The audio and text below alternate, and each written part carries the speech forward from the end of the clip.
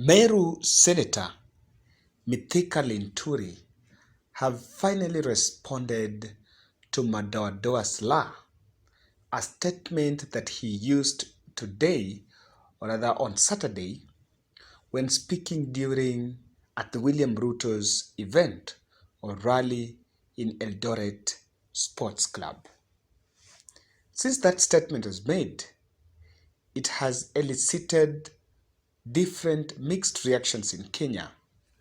While the leaders who are allied towards Tanga have come out to clarify what Mithika Linturi meant, and I saw a tweet from Nelson Harvey who explained partly what that tweet meant. On the other side, Moses Kuria, the Tundi South MP, also called on William Ruto to make sure that he can tame the tongues of people that are around him. DPP have ordered Mtembai, the police, to do investigation on that clip so that a report can be submitted within 6 days. After that, we're going to see where that is going to head to. Now, guys, you might be wondering, because I want to read for you a tweet by Mithika Linturi, but you might be wondering, why are people so much obsessed with this word Madoadoa? Let me just read for you a reaction from Mithika Linturi about what he has just said, because he just tweeted 4 hours ago and mentioned, "My message was clear. I don't owe anybody any explanation. Whoever does not support DP William Ruto in the region should not be elected." But that is what he has clarified there. So according to Mithika Linturi, what he meant was that leaders within central Kenya, within Riftvalley, who do not support William Ruto should not be re-elected. In my first video, I advanced that theory alongside the other theory that it was also meaning that communities, non-Kalenjin communities in Rift Valley should not be tolerated in that area. So this is what he posted. Now I want to debunk this tweet or debunk his reaction. But before I do that, you might be wondering, why is it that people are so obsessed with this word Madoadoa? This is a word that when people hear the word Madoadoa, it takes us back to 2005, to 1992, and to 2007. The post-election violence that started in 2007, that happened in 2007, started in 2005. After there's some leaders that felt that their land was being inhabited. Not some leaders, but there are some residents who felt in around Kuresoi that who felt that their land was being inhabited by Kikuyus. So by that time, that the non-Kalenjin communities in Rift Valley, in Kuresoi and Molo, mostly were Kikuyus and Kisis. Kuresoi and Molo. So the Madoadoa aspect happened when they were chased and their houses were burnt, actually after the post-election, after the referendum.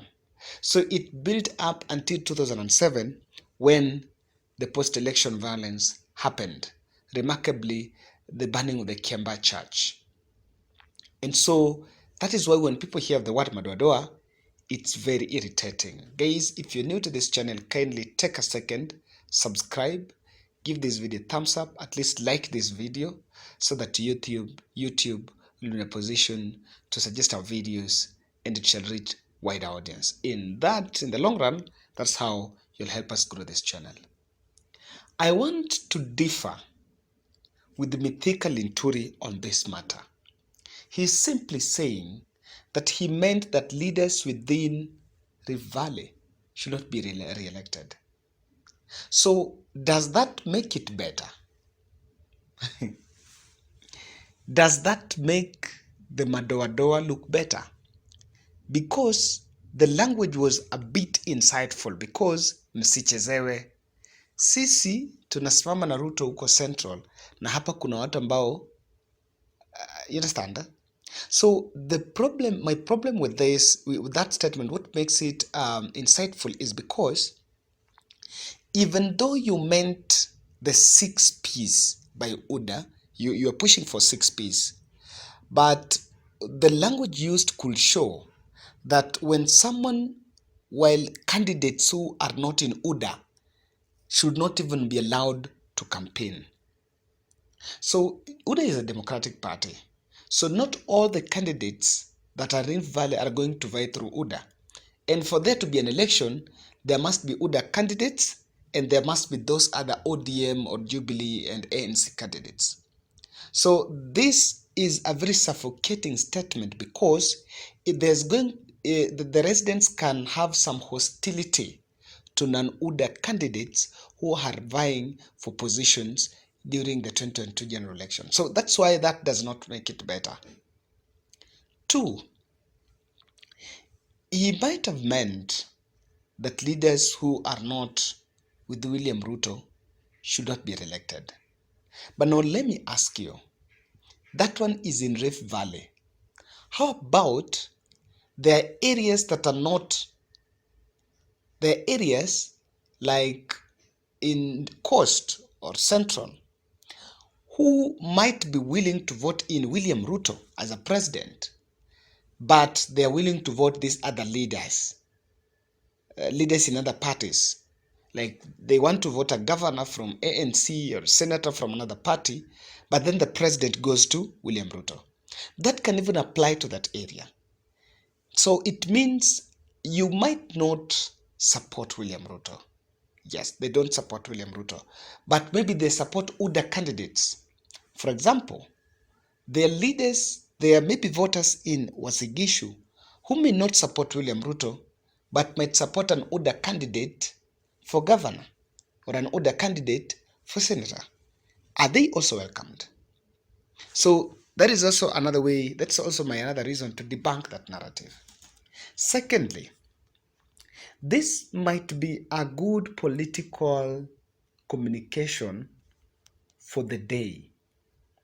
But don't you think, Mithika Linturi, that this can be used the way it has been used by your competitors to paint William Ruto as someone who does not accommodate others? Because if you say that in Rift Valley, the competitors might interpret it, and they have already interpreted it, that non-Kalenjins who are in Wasigishu are supposed to be ejected. So they might use this to paint William Ruto as a tribalist.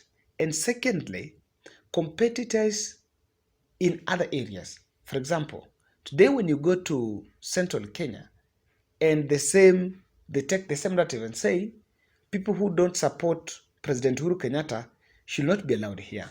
Or you go to Nyanza and say leaders who don't support Raila Odinga should not be allowed here.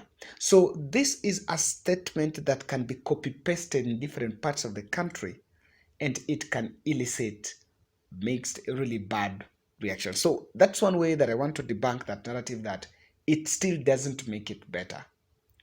What I think Mithika Linturi should do is to come out and apologize, because really that does not cost him anything.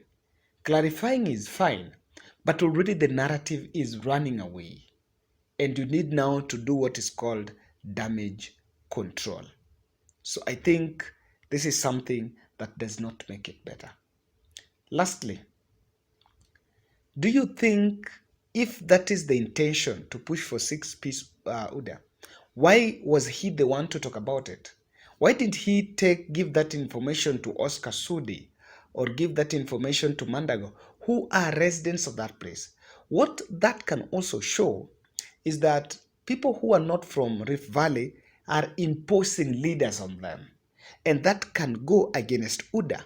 When someone from Meru comes and tells the residents of Eldoret or Wasigishu that don't vote for person Y, don't vote for person X because it doesn't support William Ruto. So I think still that doesn't make it fine. But his response is fine. He has clarified, but I don't think it is still making it better.